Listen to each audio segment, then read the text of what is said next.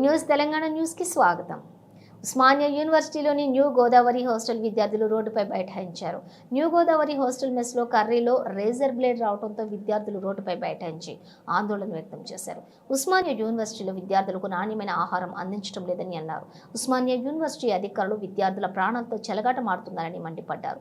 తక్షణమే ఓయూవీసీ ఇక్కడికి వచ్చి విద్యార్థులకు వివరణ ఇవ్వాలని డిమాండ్ చేశారు. లేని పక్షంలో తమ ఆందోళన విరమించే ప్రసక్తే లేదని స్పష్టం చేశారు. ఓయూలో ఒకప్పుడు ఆహారంలో పురుగులు వచ్చేవని ఇప్పుడు ఏకంగా లేజర్ బ్లేడ్ వస్తున్నాయని ఆవేదన వ్యక్తం చేశారు. పేరు ధ్రువన్, ఉస్మానియా యూనివర్సిటీ.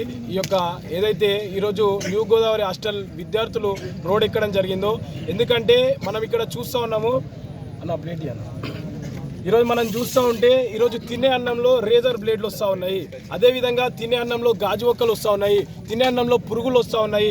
ఈరోజు మేము అధికారులను అదేవిధంగా ప్రభుత్వాన్ని అడగదలుచుకుంటా ఉన్నాము. ఈరోజు తెలంగాణ రాష్ట్రంలో నలుమూలల విద్యార్థులు, పేద మధ్యతరగతి బడుగు బలహీన వర్గాల విద్యార్థులు ఇక్కడ వచ్చి చదువుకుంటూ ఉంటే మీ యొక్క కడుపు మంటనా లేదంటే ఎందుకు ఈరోజు ప్రభుత్వ విద్యను నీరుగార్చే విధంగా ఏ రోజు కూడా ఈరోజు విద్యార్థులు తినే అన్నంలో నాణ్యత లోపించింది.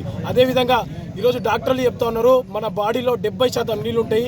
అవైనా కనీసం తినే అన్నం నాణ్యత లేకున్నా కూడా నీరు ఏదైతున్నదో తాగే నీరు అదైనా నాణ్యతంగా ఉండాలని. కానీ ఈరోజు ఉస్మానియా యూనివర్సిటీలో, ఇంత పెద్ద ఉస్మానియా యూనివర్సిటీ మనం చెప్పుకుంటూ ఉంటాము, 100 సంవత్సరాల చరిత్ర కలిగినటువంటి ఉస్మానియా యూనివర్సిటీ.